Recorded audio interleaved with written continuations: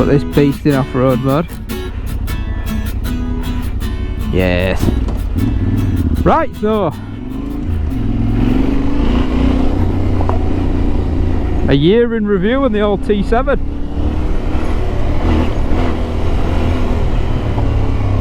Let's see how we get on. I've just found this belting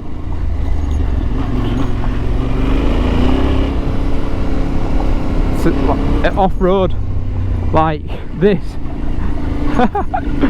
It's this.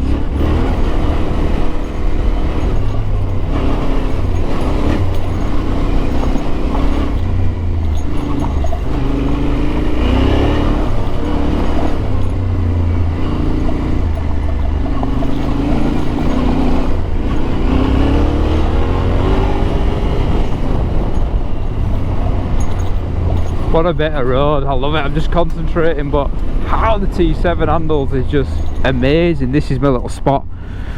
I'm going to get a few shots down here. Oh, look at this for a view.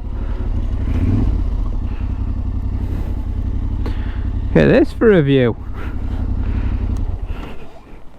Let me check my phone and stuff because it might be a little bit late to be filming.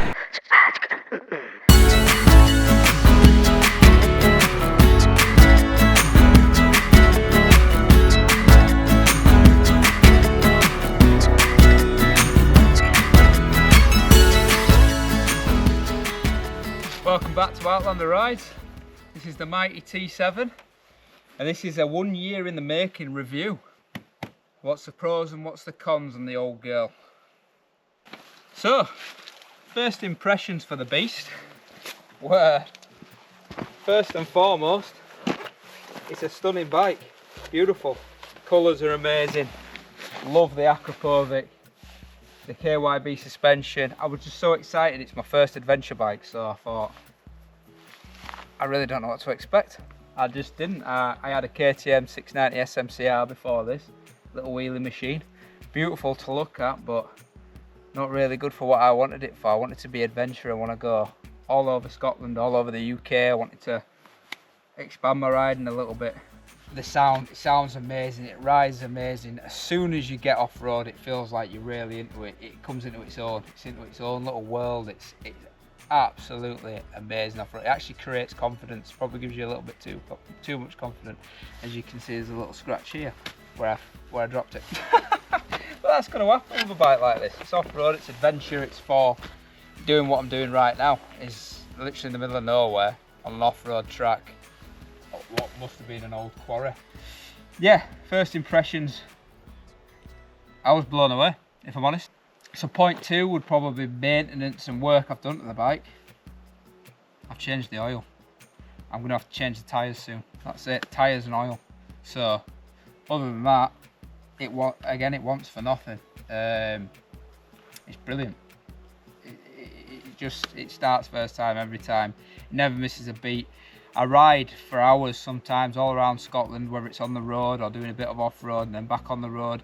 And it honestly, come rain or shine, it is perfect. It doesn't overheat, it doesn't give off any funny smells or leak anywhere. Touch wood. I got the bike on 2,000 miles, now it's on 6,400. So I've done 4.4 in it and it's, like I say, I never missed a beat. Maintenance wise, oil, tyres, and that is it. It really is it. However, and this is one of the few cons on an honest review that I'd say, the corrosion factor. So your bolts, so stuff like this, and it's got a little bit of rust on. The spokes are a little bit, yeah, they're a little showing signs of corrosion. It's like this, the little hidden away bolts, stuff like that, showing signs of corrosion. I mean, I can imagine it can be cleaned up pretty okay, but same on the back, same here. Yeah, the pad's still fine. Just corrosion, signs of corrosion on all these bits. I think that's obviously to do with me riding in the rain, riding in salty conditions. It's, you know, there's a lot of seawater up here. There's a lot of, you know, different deciding factors into things that probably won't help with the corrosion, so that's a negative. I'd say that was a downside. But other than that, reliability and maintenance wise, it wants for nothing. I'm going to be really honest, it really wants for nothing. But I suppose that depends on how much you use it.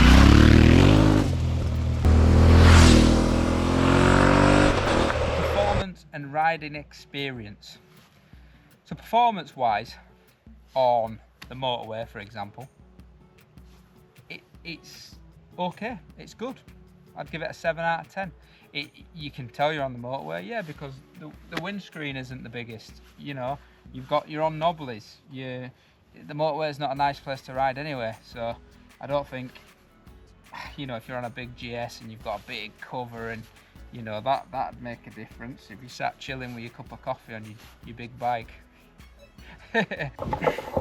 A bigger wind protector. You can get a bigger visor. You can get one that moves up and down. That you know, if you want a little bit more wind protection, if you're doing a little bit more motorway miles, I'd highly recommend getting a bigger screen. But as for me, I don't need one. So when it comes to normal roads, your A roads or your single track roads or any of that, absolutely amazing. You can throw it about, it's easy to ride, it's light, it's torquey, it's very responsive, you can feel everything you're doing. It's brilliant, it's absolutely brilliant. When it comes to off-roading, this beast is in a world of its own. It's absolutely amazing. Straight out the box. Press this little button here. You put it in off-road mode, have it all load up, I'll show you. Do a bit of that, go in off-road mode, and you're good to go. Completely cuts the ABS off, and it's, oh, the response you get from the bike, it is like it is meant for it. It is absolutely fantastic. I absolutely love it off-road. Mods and accessories. So modifications I've done to the bike, or what it's needed or what's not needed. I haven't done a lot. Came with the Akrapovic. Both baffles still in. Look at that. Running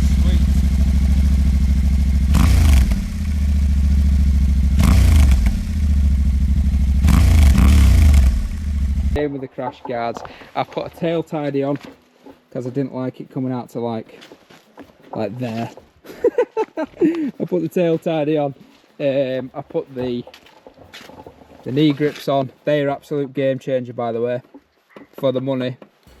Them are amazing. They really do grip your knees, especially you've got the pants on that stick to them.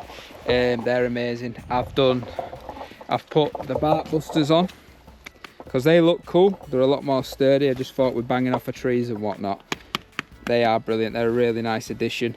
And then on Kevin Gallas's recommendation at the ABR festival, got to have a nice chat with him. He's a really, really, really nice bloke.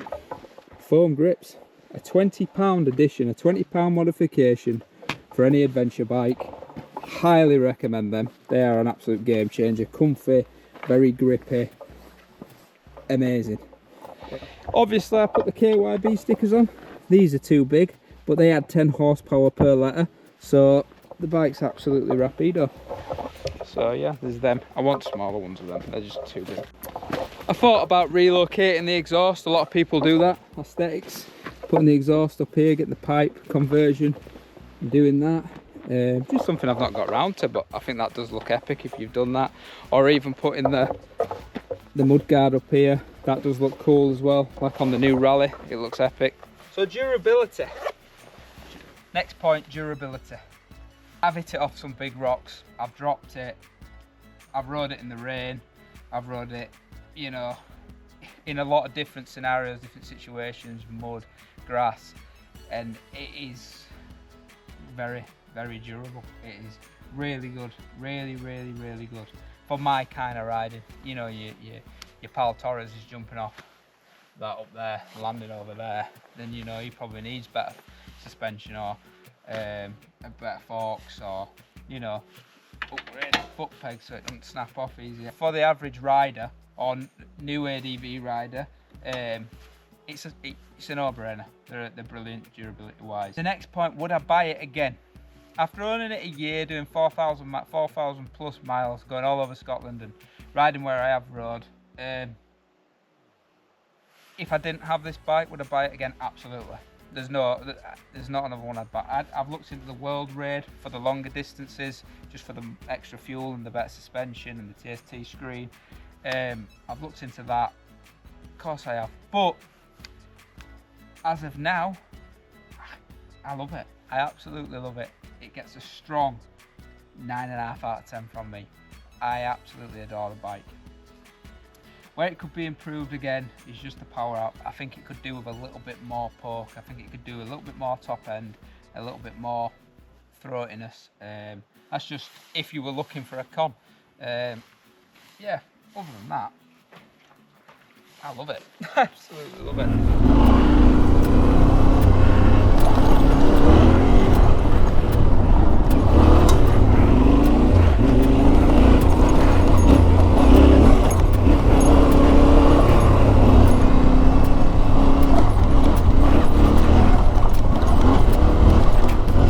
Look where I am! Look at it! I could just spend all day on the T7 though. I could just spend all day. It's comfy. Yeah, you get a bit of a sore ass, but I've never been on a bike where you don't get a bit stiff and a bit of a, you know, a bit of a sore back or whatever. This, yeah. Oh, it just feels party. It's just so well balanced. It just feels whole. It just, yeah, brilliant bike. They're obviously very, very successful for a reason. For multiple reasons really, but the number one reason for me, my favourite thing about the T7, the number one favourite thing would have to be, it's got to be the off-road in the feel of it. It just feels so light. I've come from an honest place. I do love the bike, so maybe a little bit biased. Amazing. Maybe a little bit more power, a little bit of a better back brake. Again, there's people out there that will tell you where to find more power, what the easiest things to do are, and I'm definitely looking into them things. But I hope you enjoyed the little review of my Mighty Blue, Big Blue, the T7. Thank you so much for watching. Like and subscribe. I'll see you on Sunday at 6 PM. See ya.